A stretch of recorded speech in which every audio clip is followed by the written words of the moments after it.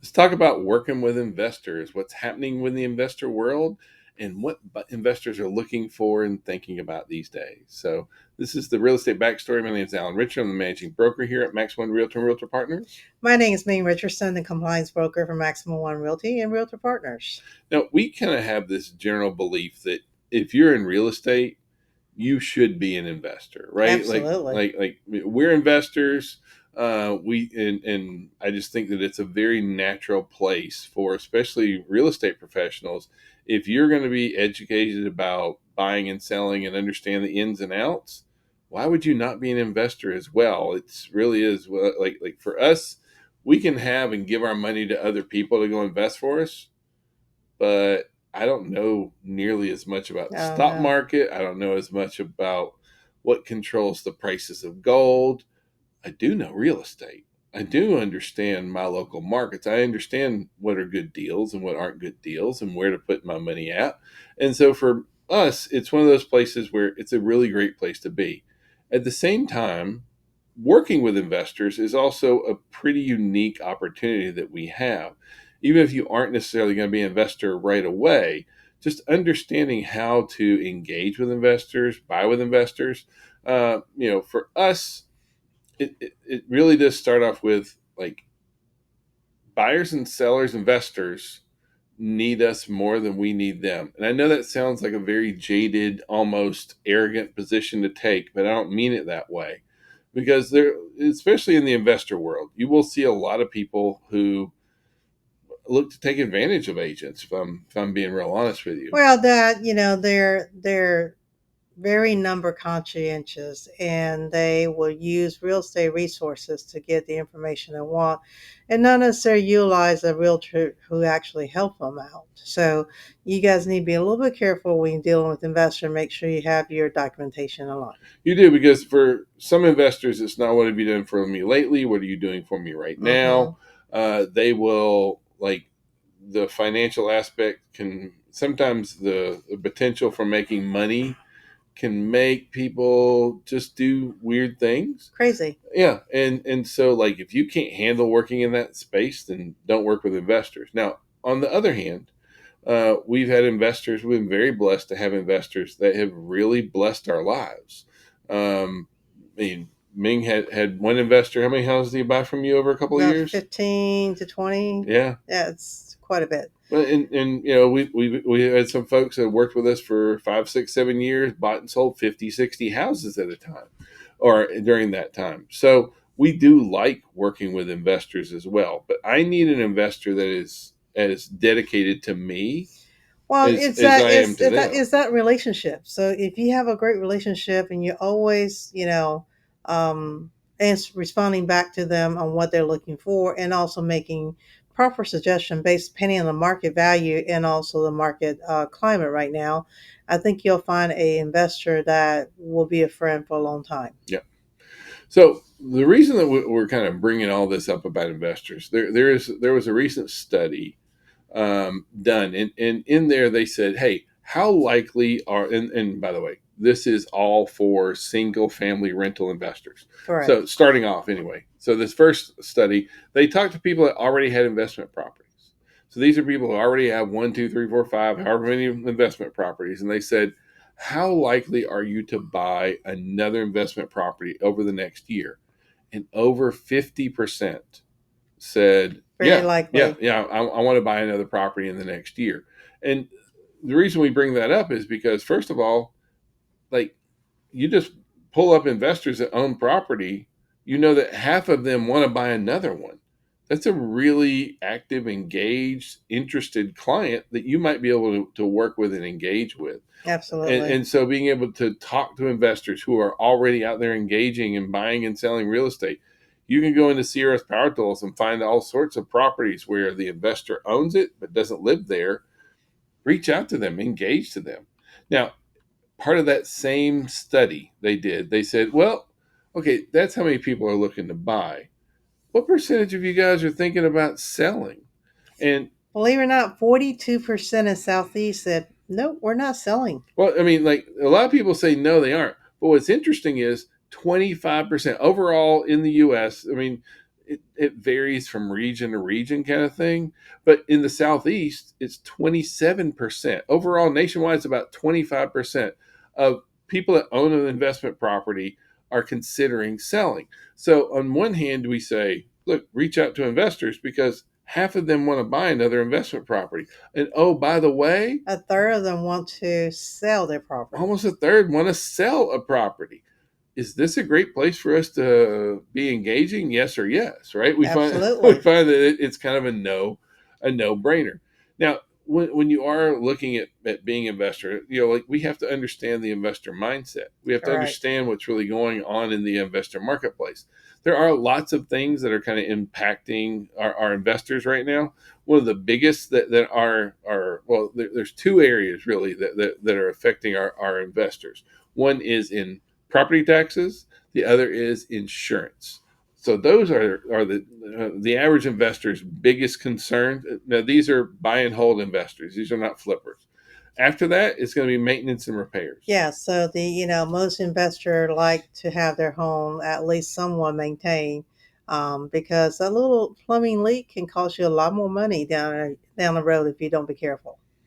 Now, overall, for our single family rental investors, they're feeling really good overall about the market being very strong for the rental market. We agree. We see the rental market being really, really strong Mm-hmm. place for our buy and hold folks. That's a very safe place where, even though property values are kind of hovering right around there, we're still seeing really good rental rates for single family rental Absolutely. homes out there.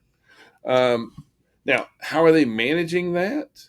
Like, are they planning to grow, maintain, or exit? Overall, they just kind of so overall for the average real estate investor, about 50% want to grow. yeah, yeah, another 44, Almost 40, 40%. yeah, want to maintain, and only 6.5% are looking to exit.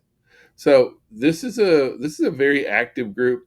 And that's really what we see. Once you A good flipped a home, investor. once you have already bought an investment property, you want to flip again. You want to buy another investment property. You do, and that's one of the things. So I guess what we're saying is we find that there's a lot of value in focusing on existing investors and building relationships inside that community than necessarily trying to talk people or trying to help someone that's never been an investor before.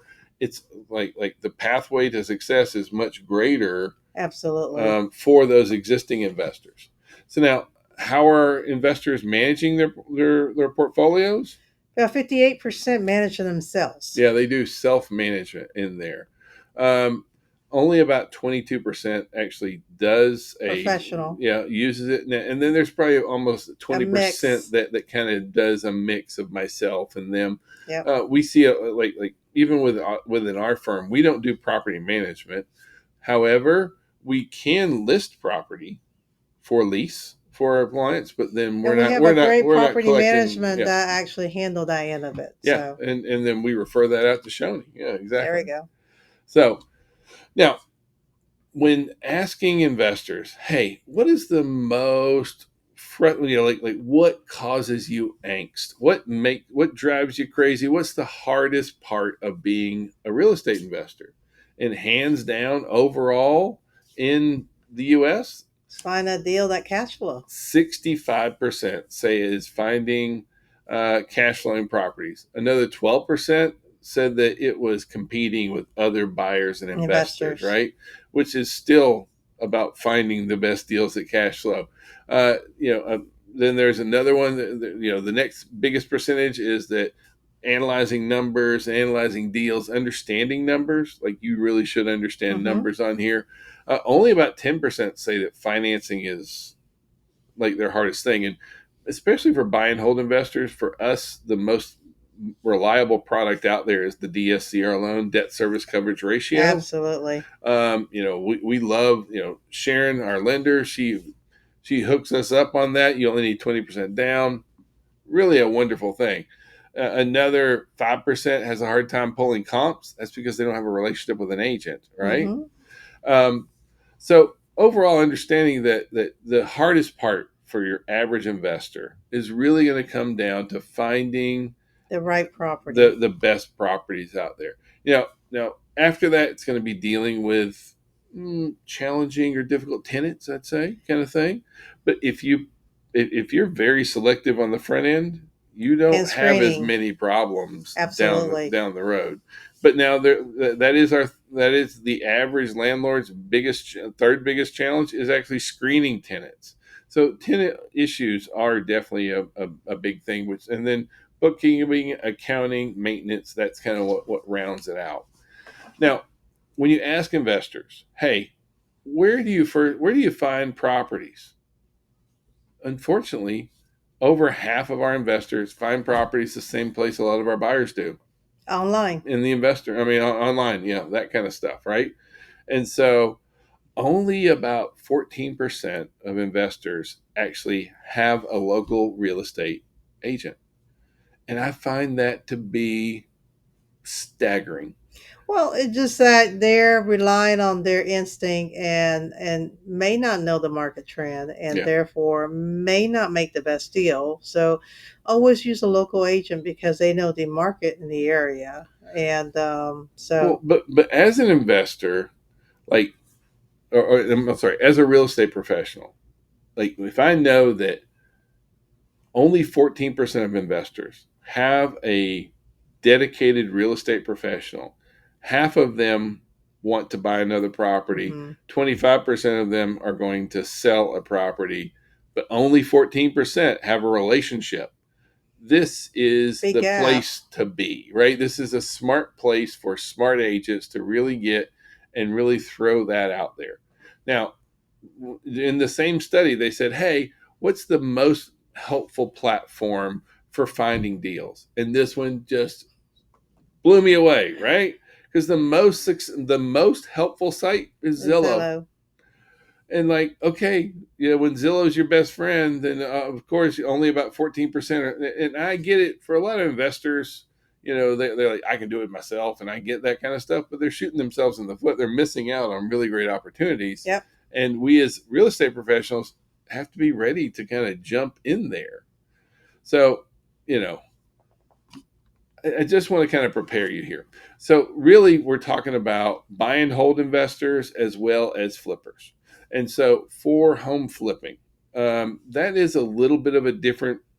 Mentality. Yeah, you have to be ready for. I mean, the best part about that is you buy a house, fix it up, turn around, sell it, and then you're in and out. It is very much a much quicker process.